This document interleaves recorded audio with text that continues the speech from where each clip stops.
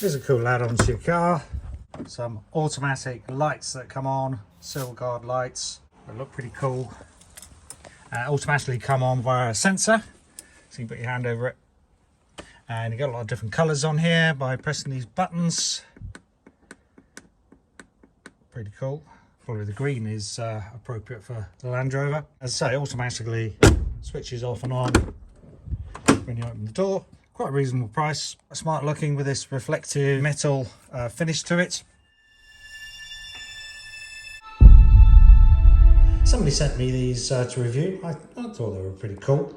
Doesn't need any wiring into the car. It has a rechargeable battery built in. Has a little charging cable and what's that, micro USB connector. Probably worthwhile charging it before you put it in the car. I'm sure it'll last quite a long time on the battery. It's magnetically attached to the car, so we have this plate on the back, and probably worthwhile.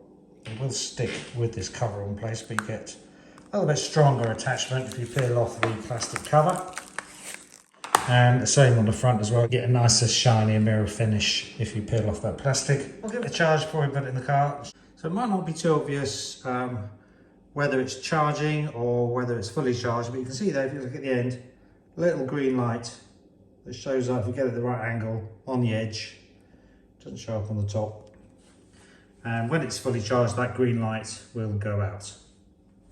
That's how you can tell. And when you're not using that charging port, there's a little rubber plug. 3 of these come in the kit that you can put in to keep the water out. And this is the box with some basic instructions, not particularly good English. I think they are recommending to remove the original scuff plate, not pedal. But as I found on my car, Land Rover Freelander, which we'll show in a minute, you can put on without removing the scuff plate. So the red key switch is talking about, I think, this button at the top here. So to turn it on, you have to press and hold that button for 3 seconds. 1, 2, 3. And then it goes into automatic lighting mode, where it turns off when it senses the door shut. And I would think you press and hold to turn it off as well. 3 seconds. 2, 3. Yep, and now it's off. It's designed to be left on all of the time, obviously, with it automatically sensing when the door's shut and it turns off. In the instructions, they say to remove the existing tread plate, sill guard, and put that in that position. On the Freelander, which is what this is, the tread guard goes all the way up to the side of the opening, so I didn't really want to remove that, but did find it fitted on the outer part of the sill. You have to put a little sticker in the position where this sensor is underneath the door.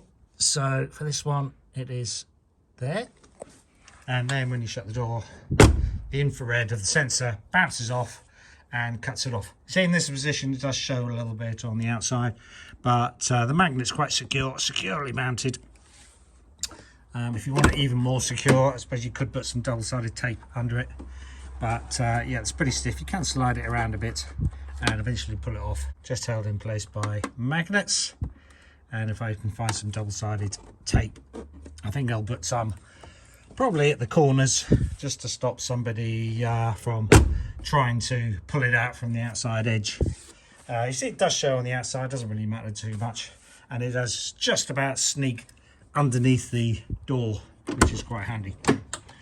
Otherwise, as I say, you'd take off the original tread plate and put that in that position. Just move the sticker around. So quite fancy if you fancy treating your car to a little bit of a gizmo. Been quite nice at night to light up. I've got it in the garage so it shows up a bit more. It doesn't show up that much in the daylight, but yeah, quite cool. So see the buying links in the video description for getting hold of these, and yeah, choose whatever color you want, and yeah, why not treat your car? And you can have different logos on here, and I think they even do a customized one, so you could put your name in there or whatever. So a little update a few days later. It's not really designed for this position. I think it's more designed for sitting on the top of the sill. But for this car, you'd have to cut this plastic down there, which is possible.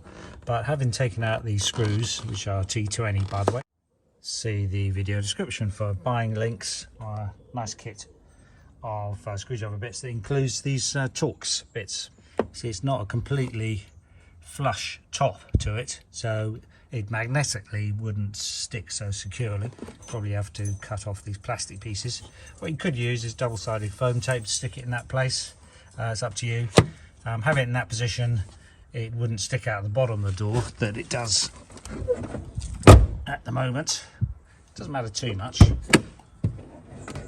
Depends what you prefer. The other thing is does scuff slightly on the illuminated plate. So it depends if you mind that. When I had it a little bit further to the left, then the door was actually pressing on this button and turning it off, which obviously is no good. I just moved over a little bit more to the right, and seems okay in that position. See how that goes. Okay, quick one today. Thanks for watching, and let me know what you think in the comments. Cheers, bye.